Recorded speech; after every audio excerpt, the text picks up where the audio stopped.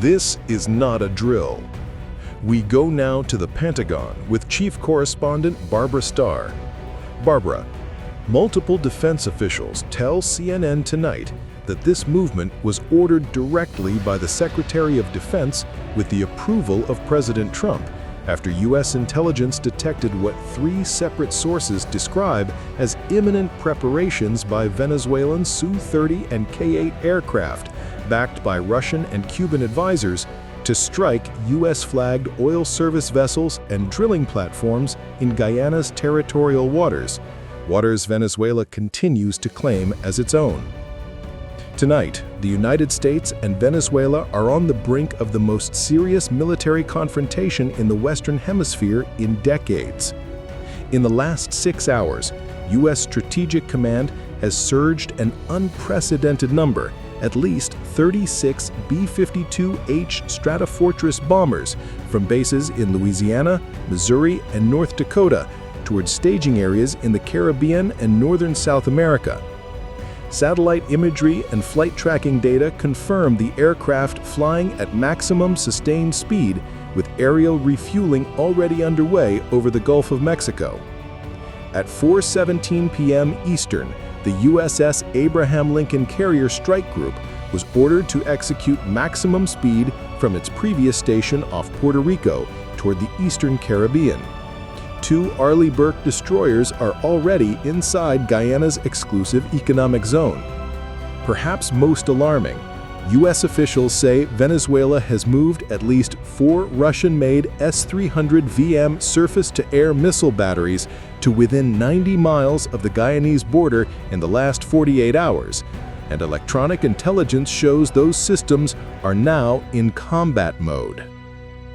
For context, 36 B-52s represent roughly half of the entire active B-52 fleet, something not seen since the 2003 Iraq invasion.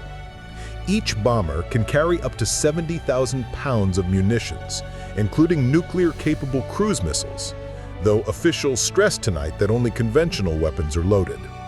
Joining me now is retired Air Force Lieutenant General David Deptula, former head of Air Force Intelligence, and from Caracas via satellite, Venezuelan opposition leader and interim president recognized by the United States, Edmundo Gonzalez.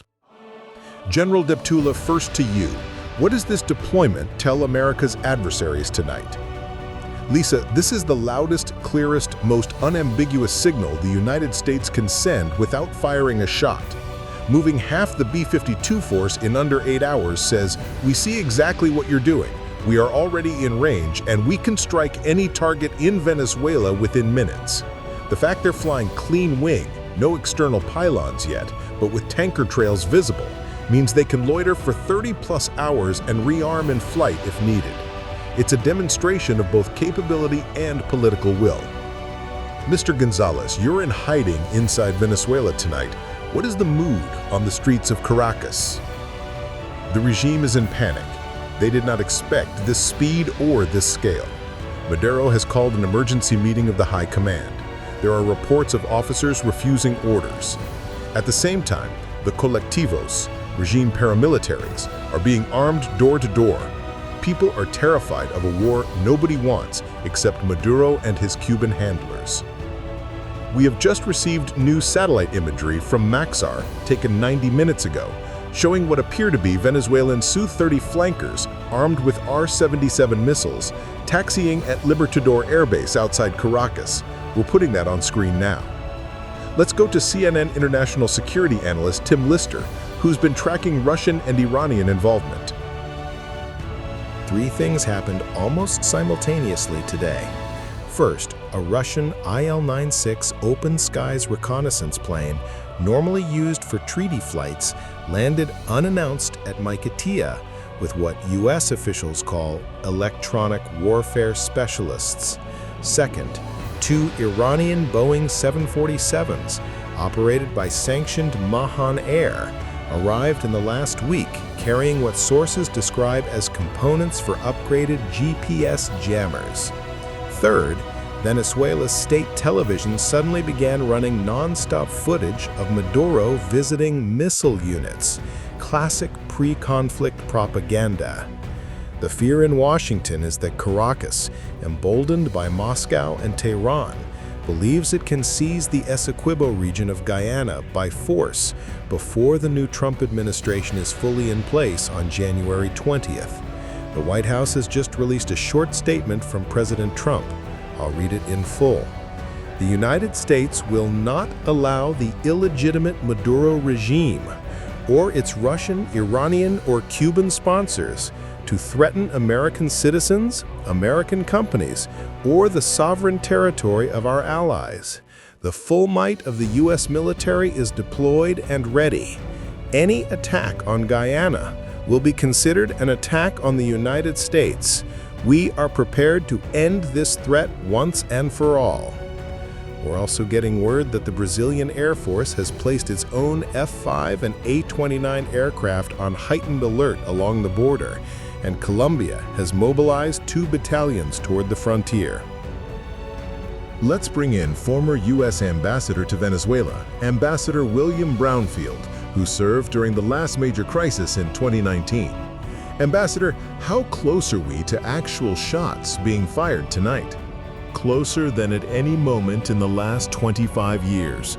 The B-52 deployment is not saber-rattling. It is the saber already drawn. Maduro now has a binary choice: back down and lose face, or double down and risk the destruction of his Air Force and Navy in a matter of hours. My fear is that he will choose the second option because he believes Putin and Tehran will ride to the rescue. They won't. One more detail just coming in. NORAD has raised the alert posture at Cheyenne Mountain to DEFCON 4, the same level used in the days after 9/11. Fighter squadrons at Homestead in Florida and Langley in Virginia have been ordered to Cockpit Alert 5 status, meaning pilots are sitting in the aircraft ready for immediate takeoff. We will stay on this story all night. Our team is standing by in Georgetown, Guyana, Bogota, Brasilia, and here in Washington. If anything changes, if a single missile is fired or a single shot, you will hear it here first. For now, the clock is ticking, the bombers are airborne, and the world is watching. The massive formation of B-52s continues to orbit high above the Caribbean tonight, their navigation lights blinking like a warning across the darkness while the world holds its breath, waiting for Maduro's next move. This has been an exclusive breaking coverage from Military Aircraft 2.0, your most trusted source for real-time global air power developments.